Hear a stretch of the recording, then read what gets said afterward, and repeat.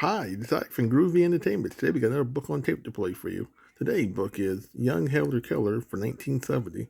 So let's get started. Young Helen Keller.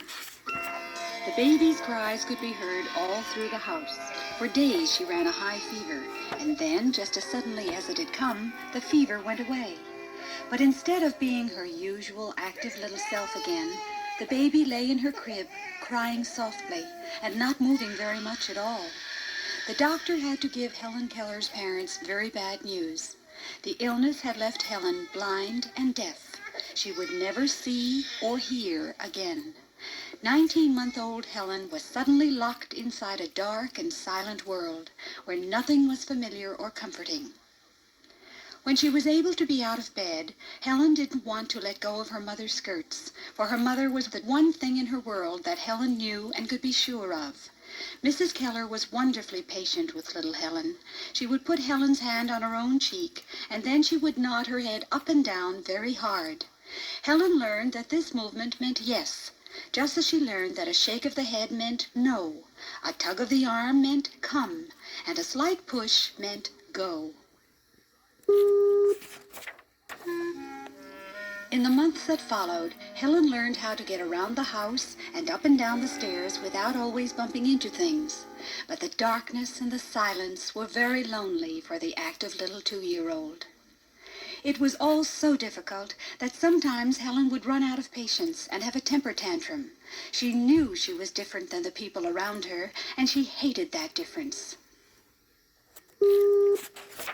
Helen's best friend during those early years was a little girl named Martha Washington, the daughter of the Kellers' cook.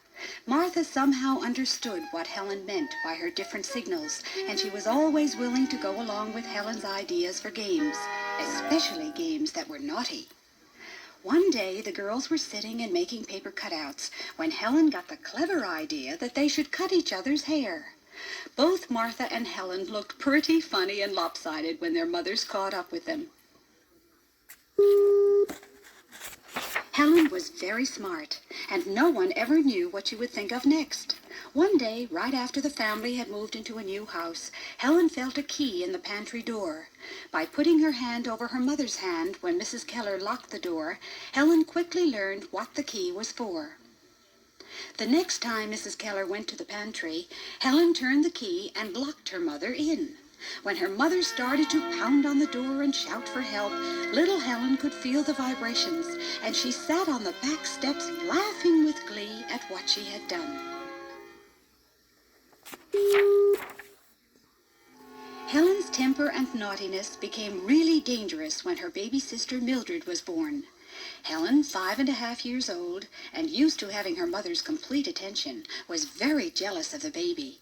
When her mother bathed or fed Mildred, Helen would interfere and demand attention for herself. One day, Helen decided to put her favorite doll into her old crib. She ran into the nursery, reached into the crib, and discovered that the baby was already there. With one angry sweep of her arm, Helen turned the crib upside down, baby and all. Mildred might have smothered if Mrs. Keller hadn't heard the noise and come running in.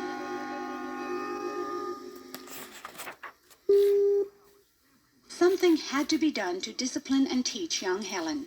Mr. Keller took Helen to see Dr. Alexander Graham Bell, the very same man who, 10 years before, had invented the telephone.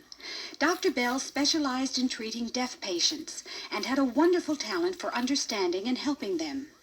When Helen came to see him, he took her on his knee and gave her his watch to play with. This kind man told the Kellers about the Perkins Institute for the Blind in Boston, and through the Perkins Institute, a teacher was found for Helen. In March of 1887, when Helen was not quite 7 years old, Anne Sullivan came to live at the Keller home in Tuscumbia, Alabama.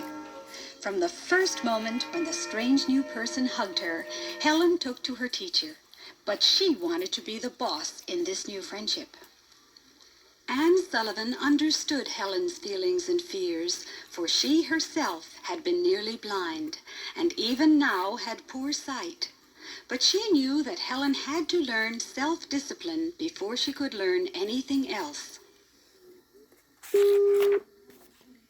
During their first morning together, Miss Sullivan gave Helen a beautiful new doll. She spelled the letters D-O-L-L in hand language into Helen's palm. Helen eagerly made the signs herself, but when Miss Sullivan took the doll away from her in order to go on with the lesson, Helen threw one of her famous tantrums.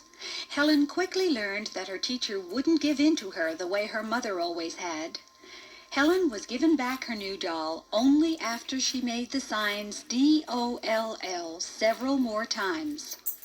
Miss Sullivan and Helen fought that whole first week. One morning, Miss Sullivan decided to teach Helen some table manners. The Kellers had always allowed Helen to eat any way she wanted to. But when Helen put her hand in the porridge that morning, Miss Sullivan slapped her hand and put a spoon into it. Helen was angry. She threw the spoon and herself on the floor, kicking and screaming in her usual spoiled way.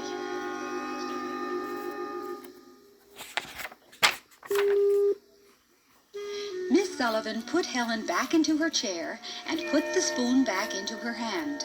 The Kellers left the room, and when Helen discovered that she was alone with Miss Sullivan, she carried on for more than an hour.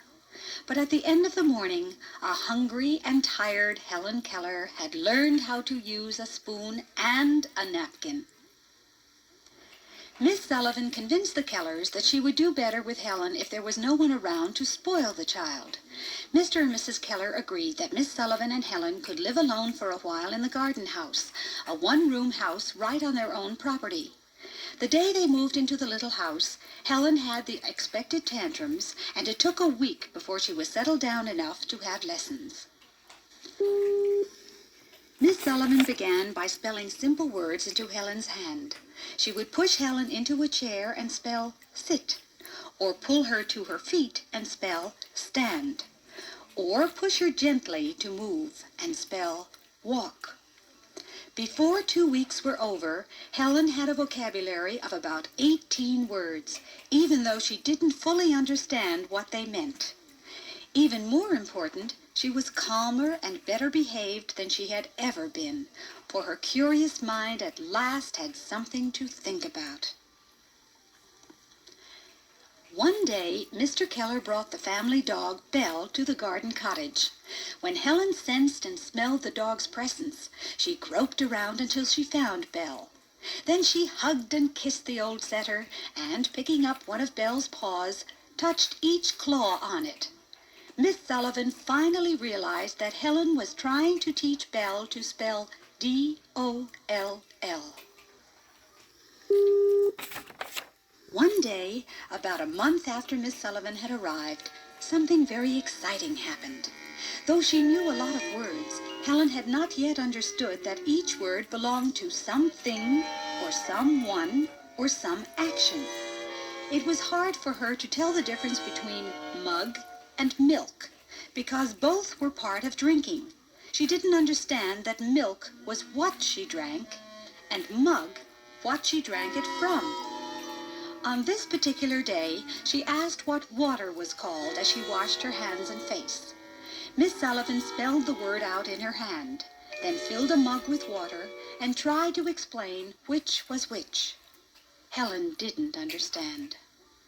Miss Sullivan took Helen by the hand and went down to the water pump. She placed Helen's hand under the cold stream of water from the pump and spelled W-A-T-E-R over and over again into Helen's other hand. Then she made Helen hold her mug under the spout to catch the water, and she spelled out the word M-U-G. The feel of the water suddenly brought back a memory from when she was a baby, and this sudden memory helped Helen to connect the letters in her hand with the thing itself. Excited, she touched everything around her and made Miss Sullivan spell out all their names. In that one morning, Helen learned 30 new words. But even more important, she understood that they all meant something.